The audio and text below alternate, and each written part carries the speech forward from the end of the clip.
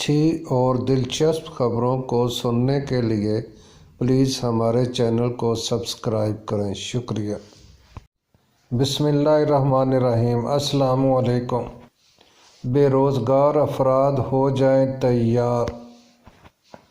پنجاب بھر میں 27,000 افراد کو نوکریاں دینے کی منظوری۔